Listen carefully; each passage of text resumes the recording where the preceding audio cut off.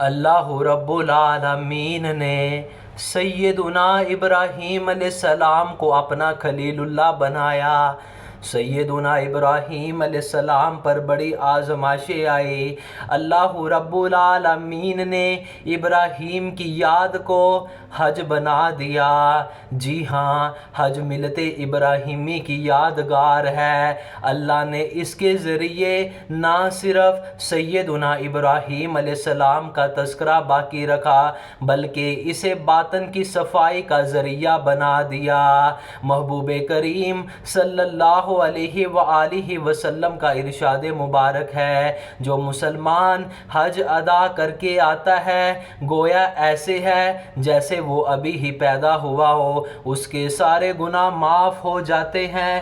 اللہ رب العالمین دنیا میں ہر انسان کو آزماتا ہے، جیسا کہ سورۃ العنکبوت کی ابتدائی آیات اور دیگر آیات میں بھی اس حقیقت کی طرف نشاندہی کی گئی۔ انبیاء کرام علیہ السلام اور رسول اعظام بھی اس امتحان و آزمائش سے مستثنیٰ نہیں، بلکہ ایک حدیث میں رحمت عالم صلی اللہ علیہ وسلم نے یہ حقیقت بیان فرمائی کہ سب سے سخت آزمائش انبیاء کرام علیہ السلام کی ہوتی ہے، پھر ان کے بعد ان کی ہوتی ہے جو دین کے لحاظ سے مقام مرتبے میں ان سے قریب ہو۔ سیدنا ابراہیم علیہ السلام کی زندگی بھی سخت آزمائشوں سے بری ہوئی ہے۔ انہوں نے اللہ کی راہ میں ایسی عظیم قربانیاں دی کہ اس کا تصور کرتے ہی رونگٹے کھڑے ہو جاتے ہیں۔ سیدنا ابراہیم علیہ السلام بت پرست گھرانے میں پیدا ہوئے۔ نہ صرف ان کا گھر بلکہ پورا شہر شرک و بت پرستی کا مرکز اور سرچشمہ بنا تھا۔ ہوش سنبھالنے کے بعد جب ابراہیم علیہ السلام نے باپ کے سامنے حق و صداقت کی آواز بلند کی، توحید کا نعرہ بلند کیا اور کہا اللہ اکبر اللہ اکبر، تو سیدنا ابراہیم علیہ السلام گھر سے بے گھر ہو گئے۔ والد نے بے رخی برتی تو قوم سے کسی وفا کی توقع کی جا سکتی تھی، چنانچہ توحید کے راستے اور وحدانیت کی تبلیغ میں انہیں سخت مشکلات کا سامنا کرنا پڑا۔ حکومت وقت سے تصادم ہوا تو بتوں کو برا بھلا کہنے کی پاداش میں جناب ابراہیم علیہ السلام آگ میں پھینکے گئے، آگ میں ڈالے گئے، لیکن اللہ رب العالمین نے اپنے خلیل کے لیے آگ کو گل و گلزار بنا دیا اور وہ اس سے صحیح سالم نکل آئے۔ قوم نے اتنا بڑا معجزہ اپنی آنکھوں سے دیکھا لیکن حق کو قبول نہ کیا تو وہ وہاں سے ہجرت کرنے اور اپنا وطن چھوڑنے پر مجبور ہو گئے۔ 80 سال کی عمر میں سیدنا ابراہیم علیہ السلام کو بڑی امیدوں، آرزوؤں اور دعاؤں کے بعد اللہ تعالیٰ کی طرف سے انہیں ایک بیٹا عطا ہوا جس کا نام سیدنا ابراہیم علیہ السلام نے اللہ کے حکم سے اسماعیل رکھا۔ وہ اکلوتا ہونے کے سبب محبوب اور چہیتا تھا۔ ابھی اسماعیل علیہ السلام کی دودھ پینے کی ہی عمر تھی۔ اللہ رب العالمین کے حکم سے سیدنا ابراہیم علیہ السلام نے بیوی ہاجرہ اور شیرخوار بچے اسماعیل کو حجاز مقدس کی بے آب و گیا سرزمین پر لے آئے، جہاں پینے کے لیے پانی تک کا نام و نشان نہ تھا۔ یہاں وہ ان دونوں ماں بیٹے کو چھوڑ کر جانے لگے تو بیوی نے بھی اللہ کے حکم کے آگے سر تسلیم خم کر دیا۔ کچھ ہی عرصے بعد جب کھانا پینا ختم ہو گیا اور بچہ پیاس کی شدت سے رونے لگا تو ماں بے تاب ہوئی اور اضطراب و بے چینی کے عالم میں صفا سے مروہ اور مروہ سے صفا کی پہاڑی کی طرف دوڑنے لگی کہ شاید کہیں کوئی چشمہ یا کوئی قافلہ نظر آ جائے جس سے پانی طلب کیا جا سکے۔ اس تگو دو میں ایک آواز سنائی دی، دیکھا تو اسماعیل کی ایڑیوں تلے پانی کا چشمہ ابل رہا تھا۔ یہ وہی چشمہ ہے، زمزم ہے، جو صدیاں گزرنے کے باوجود آج بھی دنیا جہاں کو سیراب کر رہا ہے۔ کچھ مدت بعد جب اسماعیل علیہ السلام چلنے پھرنے لگے اور دوڑ دھوپ کی عمر کو پہنچے تو اللہ نے ابراہیم علیہ السلام سے ایک اور امتحان لینا چاہا، اور وہ اکلوتے بیٹے اسماعیل علیہ السلام کی قربانی تھی۔ سیدنا ابراہیم علیہ السلام نے خواب میں اپنے بیٹے کو ذبح کرتے دیکھا۔ انبیاء کرام علیہ السلام کا خواب وحی کے حکم میں ہوتا ہے، وہ منشائے الہی سمجھ گئے، بلا تعمیل بیٹے کو اللہ کے نام پر قربان کرنے کے لیے فلسطین سے مکہ مکرمہ روانہ ہوئے۔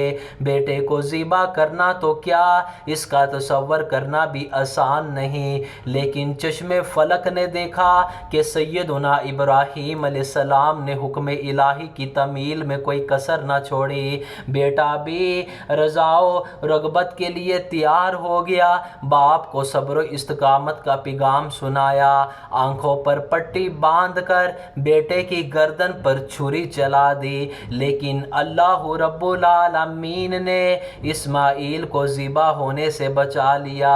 ان کے عوض جنت سے مینڈا بیچ کر چھری کو حکم دیا کہ اسے ذبح کر دیا جائے۔ پھر کچھ عرصے بعد اللہ رب العالمین نے سیدنا ابراہیم علیہ السلام کو بیت اللہ کی تعمیر کا حکم دیا۔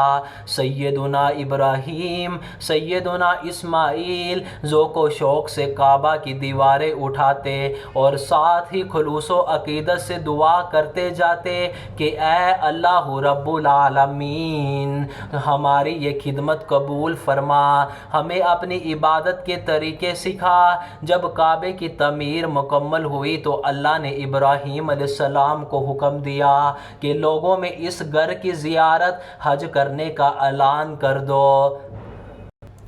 سیدنا ابراہیم علیہ السلام نے عرض کیا، اللہ رب العالمین، اس ویرانے سے باہر آبادیوں تک میری آواز کیسے پہنچے گی؟ اللہ رب العالمین نے فرمایا کہ اعلان کرنا ابراہیم تمہارا کام ہے اور اسے لوگوں تک پہنچانا ہمارا کام ہے۔ چنانچہ روایات میں آتا ہے کہ ابراہیم علیہ السلام نے پہاڑی پر چڑھ کر آواز لگائی اور لوگوں کو اللہ کے گھر کی زیارت کا حکم دیا۔ اللہ نے نہ صرف دنیا میں اس وقت موجود لوگوں تک یہ اعلان پہنچایا بلکہ عالم ارواح میں قیامت تک دنیا میں آنے والی روحوں نے یہ بھی اعلان سنا، اور جس کی قسمت میں حج کی سعادت مقدر تھی اس نے لبیک کہہ دیا۔ حج کا تلبیہ لبیک اللہم لبیک دراصل اسی ندائے ابراہیمی کا جواب ہے۔ قربانی اسی عظیم قربانی کی یادگار ہے جو ابراہیم علیہ السلام نے اللہ کے حضور پیش کی تھی۔ صفا مروہ کے درمیان حضرت ابراہیم علیہ السلام کی بیوی سیدہ ہاجرہ علیہ السلام کے دوڑنے کی ادا اللہ کو اتنی پسند آئی کہ اسے بھی حج و عمرہ کی عبادت کا ایک حصہ بنا دیا اور رہتی دنیا تک کے انسانوں کو اس کی نقل کا حکم دیا۔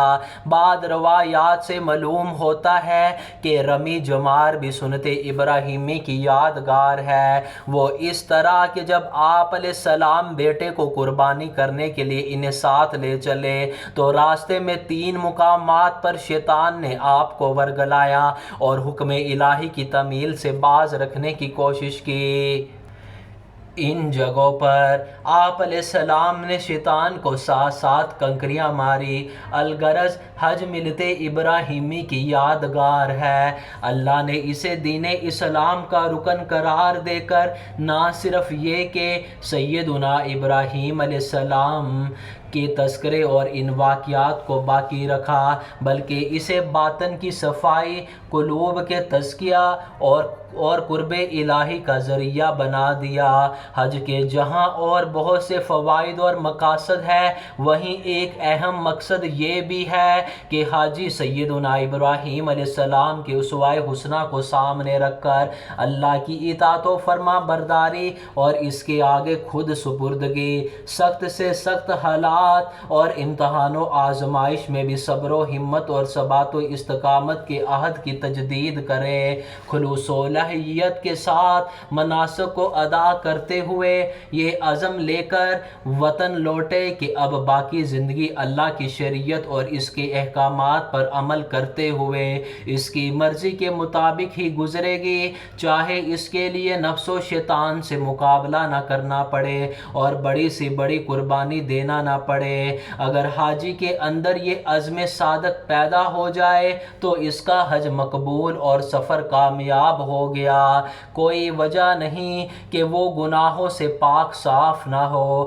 اور اسے جنت کی خوشخبری نہ دی جائے، جیسا کہ احادیث میں حج کی فضیلت یہ بیان ہوئی ہے۔ میرے محبوب کریم صلی اللہ علیہ وسلم نے فرمایا کہ اس سے حاجی گناہوں سے پاک صاف ہو کر لوٹتا ہے، نیز یہ کہ حج مبرور کا بدلہ جنت سے کم نہیں۔ اللہ رب العالمین ہمارے دلوں میں ابراہیم علیہ السلام کی محبت کو اجاگر فرمائے۔ اللہ رب العالمین ہمیں حضور سید عالم صلی اللہ علیہ وسلم کے دین کو پھیلانے کی توفیق عطا فرمائے، آمین یا رب العالمین۔